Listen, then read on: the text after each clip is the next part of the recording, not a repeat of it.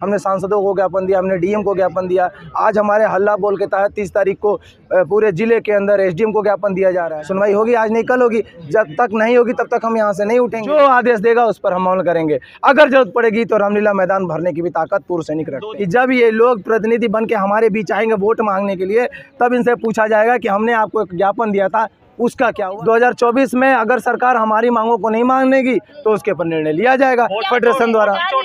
Vote की चोट होगी। मैं प्रयागराज से आया हूँ साहब। प्रयागराज से आज सैनिकों के धरने को प्रदर्शन वो समर्थन कर रहे हैं। बिल्कुल बिल्कुल साहब, 20 तारीख को भी हम लोग आए थे। 100 दिन बीत गए हैं, लेकिन आपकी तरफ से कॉल की गई थी हम जो सांसद हैं उनको ज्ञापन देंगे, क्या स्थिति है आज? सांसद जी को ज्ञापन दे दिया जा चुका है और सांसद जी लोगों ने अपने लेटर हेड पे रक्षा मंत्री को भेज भी दिया है। जी, क्या आश्वासन दिया गया है उधर से? आश्वासन दिया गया है कि इस पे कार्रवाई होगी। अब वो सरकार के ऊपर है कैसे कार्रवाई करती है। अब से पहले भी आपने ज्ञापन दिए थे, कहीं तहसील स्तर पे दिए थे, और सांसद को भी अब से पहले आपने दिए जी थे, जी कोई सुनवाई नहीं हुई। जी। क्या कारण? देखिए, ये लेंदी प्रोसेस है। ज्ञापन का मतलब होता है कि वो एक प्रोसेस है। हमने सांसद को दे दिया, हमने एसडीएम को दे दिया, हमने डीएम को दे दिया, वो कवर करके और उसको आगे भेज देते हैं। तो ये प्रोसेस है, बाद में इसका रिप्लाई आएगा। आगे सुनवाई क्यों नहीं कर रही आपकी? देखिए, इतनी जल्दी अगर सुनवाई होती थी तो हम धरना 100 दिन से कर रहे हैं, पहले दिन ही सुनवाई हो गई होती। इसमें भी समय लगेगा। कितना समय लगेगा? अब ये तो सरकार बताएगी। आप आम नागरिक नहीं है ना, पूर्व सैनिक है आप। बिल्कुल है, पूर्व कहा जाता है। बिल्कुल बिल्कुल। आपकी सुनवाई नहीं हो रही है तो फिर आखिर कैसे काम चलेगा? कहीं इस विषय में मैं एक ही बात कहूँगा कि हो सकता है कि सरकार इसको लेंदी लेके चल रही है। जब हमारी बातें जा रही हैं और लेटर आ रहे हैं, सुनवाई होगी, आज नहीं कल होगी। जब तक नहीं होगी तब तक हम यहाँ से नहीं उठेंगे। इसीलिए तो हम ज्ञापन दे रहे हैं। हमने सांसदों को ज्ञापन दिया, हमने डीएम को ज्ञापन दिया। आज हमारे हल्ला बोल के तहत 30 तारीख को पूरे जिले के अंदर एसडीएम को ज्ञापन दिया जा रहा है। मांगे क्या है आपकी? मांगे यही है, जो OROP 2 के अंदर विसंगतियाँ हैं उसे दूर किए जाएँ। कैसे दूर होगी वो ये बताइए। सरकार सुनने को तैयार नहीं है, अधिकारी आपके साथ नहीं है, तो कैसे दूर होगी? देखिए, अधिकारी हमारे साथ की जरूरत नहीं है। कारण ये है कि जब वो हमारे साथ थे तो उन्होंने अपने हक की मारी, मतलब हमारा अपने लिए ले लिया। तो अभी हमें अधिकारियों की जो, अगर अधिकारी हमारे साथ होते तो हमें धरना पे बैठने की आवश्यकता ही नहीं पड़ती। वो हमारे हक की लड़ाई लड़े होते।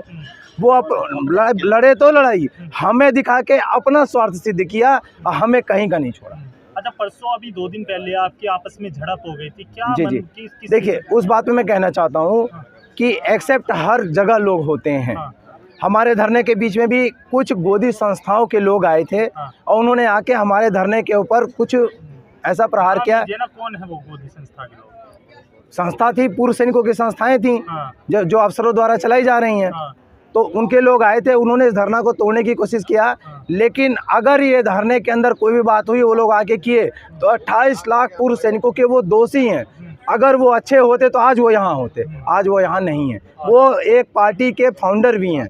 उस फाउंडर को मैं नहीं जानता क्योंकि मैं यहाँ पे मौजूद नहीं था। लेकिन वहाँ पे जो कुछ उस दिन लोग आए थे आपस में, हम नहीं जानते कौन लोग हैं वो, उनकी तरफ से एक आरोप लग रहा है कि जितने भी लोग यहाँ पर धरना प्रदर्शन कर रहे हैं वो चंदा इकट्ठा करके खा रहे हैं। वो बिल्कुल नहीं। अगर वो आरोप लगा रहे हैं तो वो टेबल पर बैठ के बात कर सकते हैं।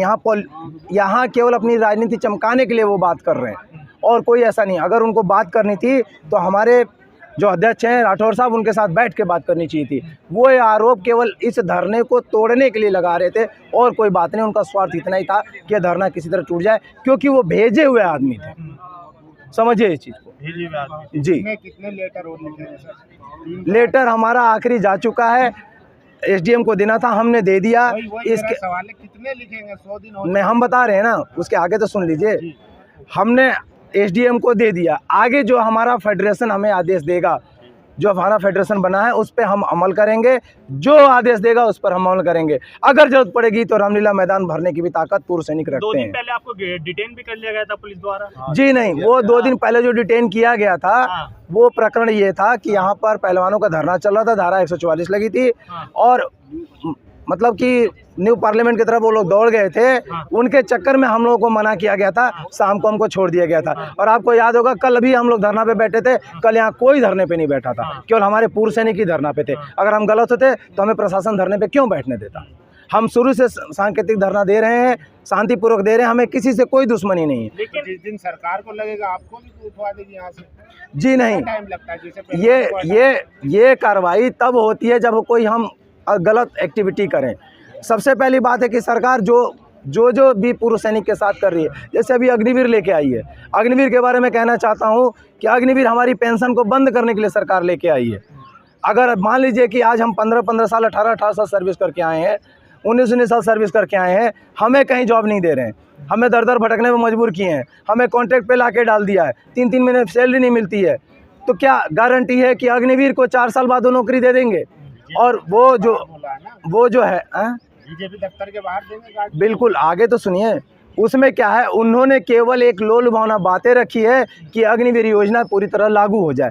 ठीक है, लागू अच्छी बात है। इसमें दो बातें हैं, एक तरह देखा जाए तो नेशनल लेवल पेट्रोलिज्म को बढ़ाने के लिए किया गया है, वो अच्छी बात है, लेकिन क्या गारंटी है कि आप नौकरी दोगे? इसकी कोई गारंटी नहीं है, क्योंकि जो पहले से पेंशन आए हुए हैं, प्रीमेच्योर आए हुए हैं, उनको तो आपने ओआरओपी 2 से भी बाहर कर दिया है, ओआरओपी 2 से भी बाहर कर दिया है, और उनको भटकने पे मजबूर किया हुआ है। रीसेटलमेंट के नाम पर उनके साथ धोखा किया जा रहा है, कॉन्ट्रैक्ट पे उनको नौकरी दी जाती है। मैं वो किसके इशारे पर आया? देखिए, मौजूदा सरकार और पहले की सरकार है, क्योंकि ये आज ही नहीं हुआ है, ये पहले से ही होता आ रहा है। तो अधिकारियों से क्या नाराजगी है फिर आपकी? अधिकारियों से इसलिए नाराजगी हमारे अधिकारियों से, क्योंकि वो 2015 से 8 से वो लोग बैठ के धरना कर रहे थे, लेकिन उन्होंने उस धरने के अंदर हमको दिखा के अपना स्वार्थ सिद्ध किया, हमें कुछ नहीं दिया। आपको कुछ नहीं दिया? जी नहीं, ओआरओपी मिली। आवाज उठाने में इतनी देरी क्यों हो गई आपको? कि पता ही बाद में चला, जब पता चला धोखा, तो हमने आगे आपने पूरी नौकरी भी कर लिया, रिटायरमेंट। नौकरी के बाद पेंशन आने के बाद पेंशन बनती है, नौकरी के अंदर पेंशन नहीं बनती है।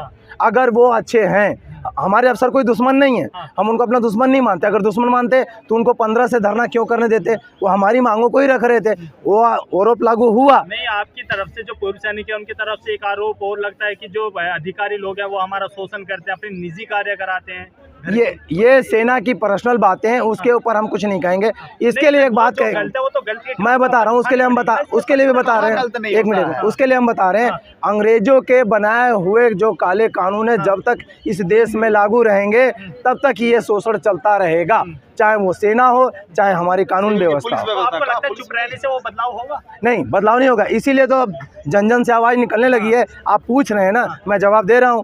ये जो अंग्रेजों के कानून है, सेवादारी प्रथा, जो भी जितनी भी चीज़ें हैं, सब अंग्रेजों द्वारा बनाए गए कानून है, जिनको कि अभी सैनिकों का कानून बना हुआ है, उसमें ऑथेंटिक है? निजी कार्य नहीं, बिल्कुल ऑथेंटिक नहीं है। आवाज उठाने में इतना डर क्यों? वही तो कह रहे हैं, अभी तक आवाज अफसर उठा रहे थे, अब तो हम चालू किए हैं। 75 साल बाद तो जवान जैसे एक हुए हैं, इससे खुशी की बात क्या होगी? जब आज 75 साल बाद जवान जैसी एक होके मांगों को रख रहे हैं, ये उन्हीं की तो मांगों को रखा जाए। अधिकारी जो लोग होते हैं, किस तरीके के अपने निजी कार्य कराते हैं, क्या कराते हैं? देखिए, ये फौज के अंदर की बात है, इसके ऊपर हम चर्चा नहीं कर सकते हैं। ये मैंने आपसे स्पष्ट बोला कि काले कानून, बिना चर्चा हुए ये बदलाव हो सकता है? हमने कहा ना, काले कानूनों को हटा दीजिए, सारा कुछ साफ हो जाएगा। सेवादारी प्रथा गलत है, एकदम से कैसे काले हम बता रहे हैं ना, सेवादारी प्रथा गलत है, हम बता रहे हैं, सेवादारी प्रथा गलत है, इसको नहीं, कुत्ता घुमाना नहीं चाहिए, ये सब चीज़ें होती हैं। एक जवान जो भर्ती होता है, वो लड़ाई के लिए भर्ती होता है, आपको बताता हूँ मैं, एक लड़ाई के लिए भर्ती होता है, और आज अगर आप उससे दूसरे कार्य करेंगे तो उसके मान सम्मान को ठेस पहुँचता है।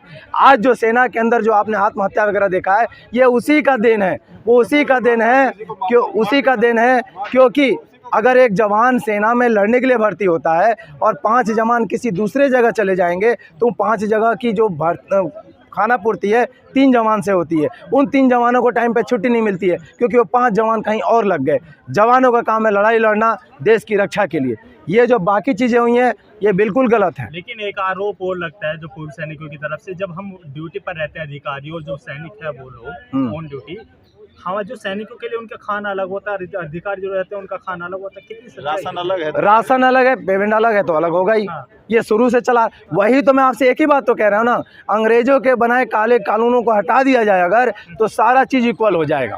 तो वो अब तक 70 साल में कांग्रेस रह चुकी है, अब बीजेपी, तो मैं कह तो रहा हूँ ये बहुत सालों, तो अब हट पाएगी? क्यों नहीं? पहले इसकी मांग नहीं उठी थी, अब उठ रही है। पहले हमारे अफसर हमारे मालिक थे, अब हम खुद इसको आगे बढ़ के कर रहे हैं, इसलिए तो हम इस बात को जवान जैसी धरना पे बैठा कब, वो तो अफसरों ने खाली हमें दिखाया। दिन में आपकी बात नहीं सुनी, और अब लोकसभा चुनाव आने वाले 2024 में सारी पार्टियां उसी में व्यस्त हो जाएगी। क्या लगता है आपकी आवाज सुन पाएंगे? बिल्कुल, आवाज़ सुनाने के लिए ही हमने ज्ञापन दिया है। आवाज़ सुनाने के लिए ही हमने ज्ञापन दिया है कि जब ये लोग प्रतिनिधि बन के हमारे बीच आएंगे वोट मांगने के लिए, तब इनसे पूछा जाएगा कि हमने आपको एक ज्ञापन दिया था, उसका क्या हुआ, तब ये जवाब दिया जाएगा। तो ऐसे ज्ञापन तो रोज ना रोज सरकार देती है, पर कहीं ना कहीं वो उन्हें इग्नोर कर देते हैं, उस पर चर्चाएं नहीं होती है। तो अभी आपने कहा ना कि चुनाव आने वाला है, चुनाव के अंदर वोट तंत्र की ताकत होती है। वोट के बीच में जब हम ये बात उठाएंगे, सभा में बात उठाएंगे कि भाई अब आप हमारे साथ क्या कर रहे हो, तो ये बातें आएंगी, होंगी। तो क्या होगा 2024 में, क्या करने वाले हैं आप लोग? अगर सर देखिए 2014 के अंदर पूर्ण समर्थन देके हमने सरकार को बनाया, 2019 के अंदर बनाया। अगर क्या कहते हैं इसके अंदर 2024 में अगर सरकार हमारी मांगों को नहीं मानेगी तो उसके ऊपर निर्णय लिया जाएगा फेडरेशन द्वारा। वोट की चोट होगी, शुरू से वही ताकत है। आज की डेट में वोट की ही तो बात है ना। वोट ही आपका ताकत है जी।